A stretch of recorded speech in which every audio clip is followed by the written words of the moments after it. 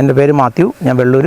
ഞാൻ ഗാന്ധി യൂണിവേഴ്സിറ്റിയുടെ ദയാൽ സാറിൻ്റെ കീഴിലുള്ള ഓർഗാനിക് ഫാമിംഗ് എന്നുള്ളൊരു കോഴ്സ് പഠിക്കുന്നതിൻ്റെ ഭാഗമായിട്ട് ആണ് ഈ കാര്യം ചെയ്യാൻ തുടങ്ങിയത്. എനിക്കതിന് മുമ്പ് ഇങ്ങനെ ഈ വേസ്റ്റ് സംസ്കരിക്കാൻ അറിയാൻ പാടില്ലായിരുന്നു. അപ്പോൾ ആദ്യമായിട്ട് ഞങ്ങൾ ഉമിക്കരി തന്നെ വേണമെന്നുണ്ട്. കാരണം നമ്മുടെ വീട്ടിലുണ്ടാക്കുന്ന കരി ഇതുപോലെ നൈസായിട്ട് കിട്ടിയില്ല. അപ്പോൾ ഉമിക്കരിയാണെങ്കിൽ മാത്രമേ നമുക്ക് ഇതുപോലെ പൂർണ്ണമായിട്ടും ആ കരി കിട്ടുള്ളൂ. ആ കരി കൊണ്ടുവന്ന് നമ്മളിവിടെ ഒരു ലോഡ് കരി ഇറക്കി വെച്ചിരിക്കുകയാണ്. അപ്പോൾ ആ കരി കുറച്ച് വാരി ഇട്ടിട്ട് നമ്മൾ ഈ വേസ്റ്റ് കൊണ്ടുവന്ന് ഇങ്ങനെ ഇതിലേക്ക് അൺലോഡ് ചെയ്യും. ആ വേസ്റ്റ് നമ്മുടെ കയ്യിലും ഒക്കെ ദേഹത്തൊക്കെ പറ്റിക്കാതിരിക്കാൻ വേണ്ടിയാണ് നമ്മൾ കൂടുതലായിട്ട് ഇങ്ങനെ നെറ്റിനകത്ത് ഇട്ടിട്ട് നമ്മളതിൽ നല്ലോണം ഷേക്ക് ചെയ്ത് അത് നിറച്ച് ശരിയായ രീതിയിൽ അതിൻ്റെ പൂർണ്ണമായ രൂപത്തിൽ ആ ഇതിൽ മുഴുവനും കരി പുരളണം. എന്നാൽ മാത്രമേ അത്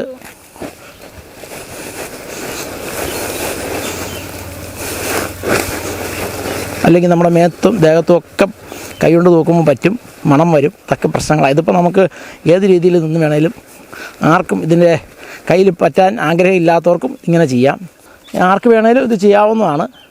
ഉമിക്കരി ഇട്ട് നമ്മൾ ഇങ്ങനെ ചെയ്ത് കഴിഞ്ഞാൽ മണവും വരില്ല, ഈച്ച വരില്ല, പുഴുക്കളുണ്ടാകില്ല. ഇതൊരു 45 ദിവസം കഴിയുമ്പം ഇത് മുഴുവൻ പൊടിഞ്ഞ് നല്ല ഈ കരിയുടെ രൂപത്തിൽ തന്നെ പൂർണ്ണമായിട്ടിരിക്കും. അതൊരു നല്ല ജൈവവളമാണ്. നമുക്കെല്ലാ കൃഷിക്കും ഉപയോഗിക്കാവുന്ന ജൈവവളമാണ്. കയ്യിൽ പറ്റിക്കാതിരിക്കാനും നമുക്കിങ്ങനെ എളുപ്പത്തിന് വേണ്ടി ഇങ്ങനെ എടുത്ത് ഇതിനകത്തേക്ക് ഇടുന്നത്.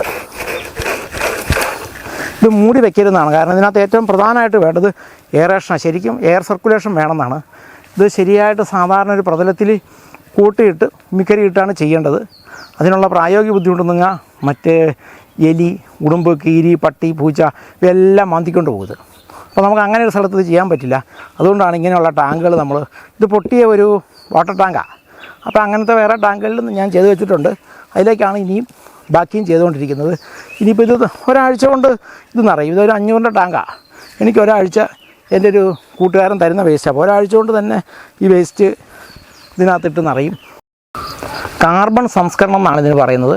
കാർബൺ നമ്മുടെ ഭൂമിക്ക് ഏറ്റവും അത്യാവശ്യമായ ഒരു മൂലകമാണ് കാർബൺ. അപ്പോൾ ആ കാർബൺ കിട്ടാൻ വേണ്ടിയാണ് നമ്മൾ കാർബണിൽ ഈ വേസ്റ്റുകൾ സംസ്കരിക്കുന്നത്. വേസ്റ്റ് എന്ന് പറയുന്നത് ഓരോ കാര്യങ്ങളും ചെയ്യുന്നവർക്ക് വരുന്ന വേസ്റ്റ്, അവർക്ക് വേസ്റ്റ് സംസ്കരിക്കാൻ മാർഗ്ഗമില്ല, വേസ്റ്റ് കളയാൻ മാർഗ്ഗമില്ല. ഇത് വേസ്റ്റ് പഞ്ചായത്തിന് കൊടുത്താൽ 1 കിലോയ്ക്ക് 5 രൂപ വെച്ച് കൊടുത്താലാണ് കടക്കാരിൽ നിന്ന് വേസ്റ്റ് എടുത്തുകൊണ്ട് പോകുള്ളൂ. അപ്പോൾ അവർക്ക് ആ രീതിയിൽ നഷ്ടം. അതല്ല, അവരത് ആരെങ്കിലും കാണാതെ എവിടെയെങ്കിലും നിക്ഷേപിച്ചാൽ നാട്ടുകാർക്ക് നഷ്ടം. നമുക്കതൊന്നുമില്ല. നമുക്കത് അവർ തന്നു കഴിഞ്ഞാൽ നമ്മളിവിടെ കൊണ്ടുപോയിന്ന് കാർബണും ചേർത്ത് നമ്മളിത് കാർബൺ സംസ്കരണം എന്നാണ് പറയുന്നത്. ഞാൻ ഈ മഹാത്മാഗാന്ധി യൂണിവേഴ്സിറ്റിയിൽ കാർഷിക ക്ലാസ്, അതായത് ഓർഗാനിക് ഫാമിംഗ് എന്നുള്ളൊരു ക്ലാസ് ദയാൽ സാറിൻ്റെ കീഴിൽ അറ്റൻഡ് ചെയ്തുകൊണ്ടിരിക്കുന്നതാണ്. അപ്പോൾ അങ്ങനെ ഞങ്ങൾ പഠിച്ചുകൊണ്ടിരിക്കുന്നതുകൊണ്ട് ഞങ്ങൾക്ക് ശരിക്കും ഇതൊരു പ്രാക്ടിക്കൽ ഹോം വർക്കായിട്ട് തന്നിരിക്കുന്നതാണ്. ഞങ്ങളിത് ഇങ്ങനെയുള്ള വർക്കുകൾ ചെയ്യാൻ വേണ്ടി. അപ്പോൾ അതിൻ്റെ ഭാഗമായിട്ട് ചെയ്യുന്നതാണ്. ഞാനിപ്പോൾ ഒരു 3-4 മാസമായിട്ട് ഇപ്പോൾ ഇങ്ങനെയുള്ള വേസ്റ്റുകൾ സംഭരിച്ച് ഇങ്ങനെയുള്ള കന്നാസ് പൊട്ടിയ വാട്ടർ ടാങ്കായത്. ആ വാട്ടർ ടാങ്കിൽ നമ്മൾ നിക്ഷേപിക്കുന്നത്. ശരിക്കും പുറത്ത് ഈ പ്രതലത്തിലാണ് കൂട്ടിയിട്ടത് ചെയ്യേണ്ടത്. എയറേഷൻ കിട്ടണം. പക്ഷേ അതിനുള്ള സാഹചര്യം ഇല്ല. അങ്ങനെ വന്നാൽ ഇത് കണ്ട് ഉടുമ്പ്, പട്ടി, പൂച്ച എല്ലാം മന്തിക്കൊണ്ട് പോകുന്നുള്ളതുകൊണ്ടാണ് ഇങ്ങനെ ടാങ്കിനകത്ത് നമ്മൾ ചെയ്യുന്നത്. അപ്പം ഇങ്ങനെ ചെയ്യുമ്പോൾ എയറേഷൻ കുറവുള്ളതുകൊണ്ട് 45 ദിവസം എന്നുള്ളത് അല്പം കൂടും. 2 മാസം 3 മാസം വരെ ആകും ഇത് മൊത്തത്തിൽ അലിഞ്ഞ്. ഇങ്ങനെ നല്ല പൗഡറായിട്ട് തന്നെ ഈ കരിപ്പൊടി പോലെ തന്നെ ഈ മീനും കൂടി ചേർന്ന് നല്ല ഭംഗിയായിട്ട് തന്നെ കിട്ടും. ഇത് അരിച്ചെടുത്താൽ നമുക്ക് ചാക്കിനകത്താക്കി മാർക്കറ്റ് ചെയ്യാം. കിലോയ്ക്ക് 30 രൂപ നിലവിൽ ഇപ്പോൾ വിലയുണ്ട്.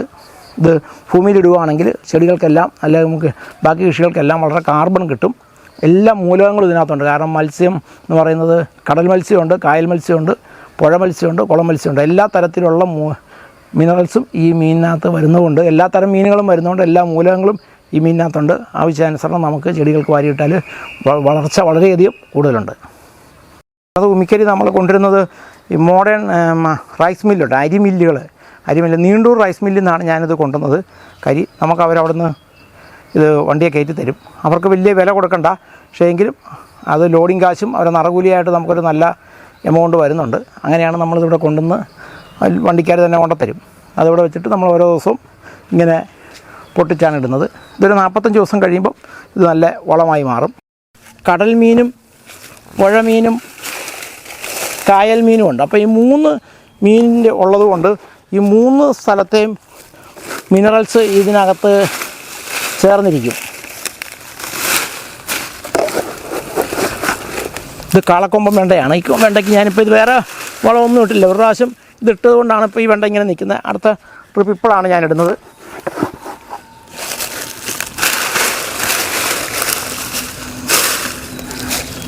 യോജ്യമായ ഒരു വളമാണ്. നമ്മൾ മറ്റ് ചാണകവും ചാരവും ഒക്കെ ചുമക്കും. ചാണകത്തിനകത്തൊക്കെ വളരെ കുറച്ച് നൈട്രജൻ മാത്രമേ അതിനകത്ത് പ്രധാനമായിട്ട് കൂടുതലുള്ളത്, കുറച്ച് ഫോസ്ഫറസും. പക്ഷേ ഇതിനകത്ത് എല്ലാ മൂലകങ്ങളും ഉണ്ടെന്നുള്ളതാണ്